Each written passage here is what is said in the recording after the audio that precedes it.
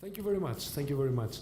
It's quite an honor again, and it's a pleasure for me being in all these conferences to meet John again. And actually, he gave you some instructions not to give me more than, because he writes also on the notebook 6 to 7 minutes to everybody, but then he gives me one more.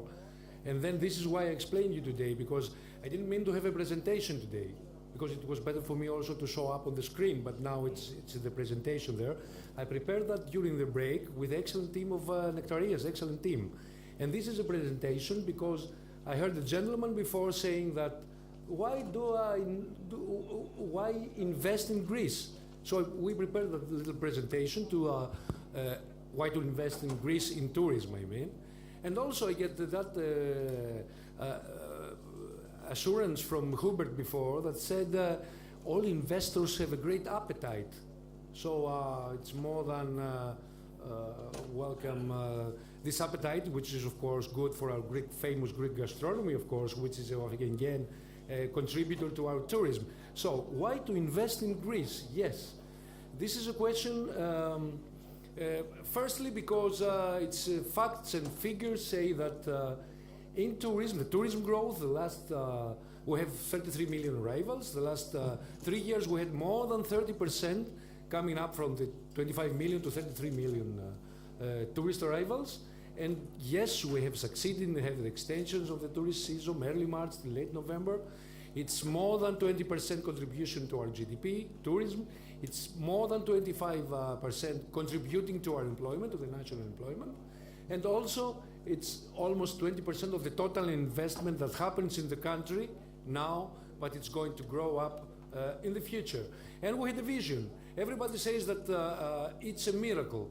The growth of Greek tourism is a miracle. Yes, I could say that, I can support that, but it's for us that we are in the ministry, we know that it's because it's of hard work, commitment of the minister, it's a priority of the government, of all the team and the people that we have in the ministry, and because we share the common vision to have a 365-day global destination with authentic experiences to all the visitors.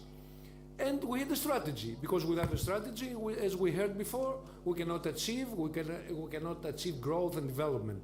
First, we had to extend the tourism season through thematic tourism, and of course, we succeed on that, and to promote new thematic tourism products. Because if we would like to accommodate more and more increasing numbers of tourists in the country, we need to find new destinations, introduce new destinations in Greece, that they would come from all over the world, so we open new dynamic source markets, and we need to accommodate them throughout the country in new destinations with new interests in thematic tourism, like special interest tourism, and also to have them there, we need to upgrade the quality and the infrastructure and attract investments. And at the end, it's not at the end, but it's last but not least, is to create synergies with other sectors. I was in a startup festival of startup companies yesterday before I came here, and there were tens and hundreds of young people with startups creating synergies between tourism, having new startups, synergies between other sectors like agro-food, in manufacturing, and tourism. I mean, if you can read it all, there's no need for me to talk about, but this is, tourism is a government priority, and we are an established tourism destination. We have unique advantages, not to mention the climate and atmosphere and friendliness and hospitality and all these nice things that would happen due to weather and due to our hospitality in Greece. The extended tourist season that I just mentioned, which is 365 days a year, and we need to upgrade our accommodations, so this is a crucial point for and a potential point for investors to come.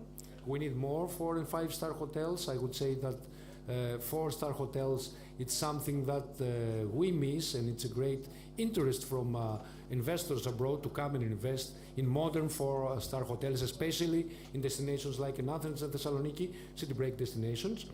Now we need to have more penetration of international hotel chains like Wyndham, Four Seasons, and Hyatt, and so on. The legislation now it's more friendly with us in Greece in the ministry because we created a very friendly environment, quick licensing, combine business opportunities. Also, there are in progress a large number of international public tenders for publicly owned assets. And of course, we have the new law and fast-track law, investment law, and other opportunities, co-funded projects from the European Commission, from the European Union that helps us on that. And now as it turns, the clock turns red, which means I have 2 more minutes plus 1, why, and I have more why to invest. Because last year there were many reasons, but now we have more. The prices are still low. The structural reforms, we have not so much bureaucratic anymore. Business-friendly incentives legislation, a stable environment. We have creative employees. That brain drain that we had, we try to bring them back, and we have high-quality, highly educated, middle-cost human capital.